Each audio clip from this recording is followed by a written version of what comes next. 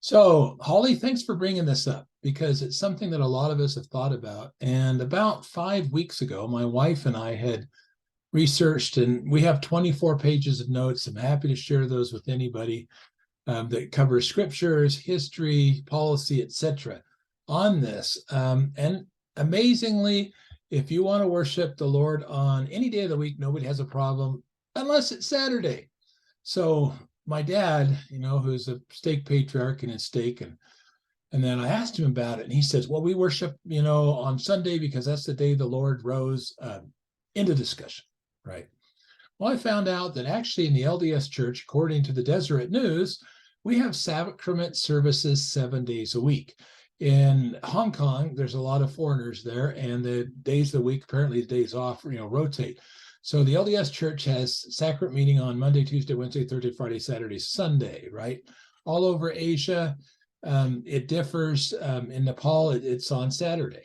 In Israel, it's on Saturday. In Egypt, Qatar, Dubai, etc., it's on Friday. So it has been a policy of men as far as the LDS Church is concerned, to worship, on basically any day that's convenient.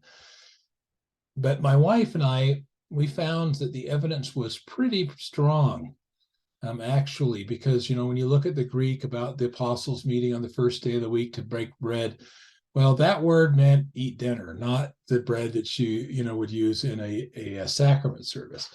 And, historically, it looks like the churches, except for Alexandria and Rome, which were very pagan in nature, where they combined Sunday worship with, the sun god, with, Sunday worship, etc. The Christians were worshiping on Saturdays into the 5th century.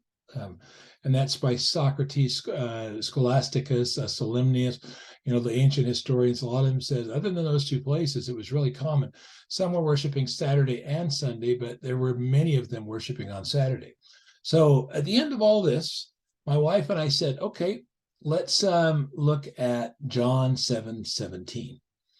And that basically says, if you want to know if it's the will of the Lord or not, try it. Prove the Lord and he'll let you know. So 5 weeks ago, we thought, all right, let's start worshiping the Sabbath the way it was in the Old Testament.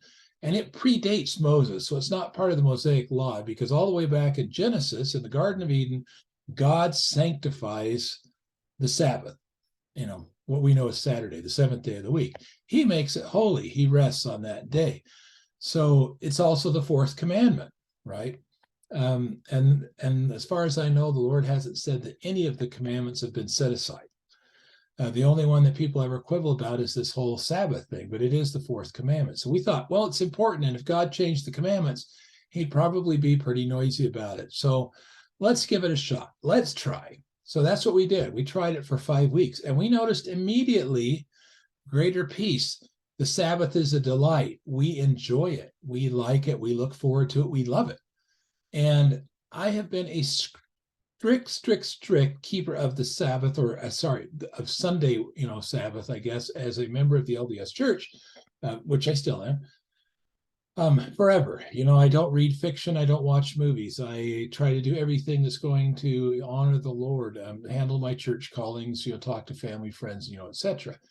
And it has always been a burden. I have never in 59 years enjoyed Sunday. And I've never felt like it was a delight, which is what it talks about in Isaiah. So today I'm sitting in my robe after, towards the end of the Sabbath, because the Sabbath starts from sundown on Friday, ends at sundown on Saturday, which is like, 6:07, 6:08 today.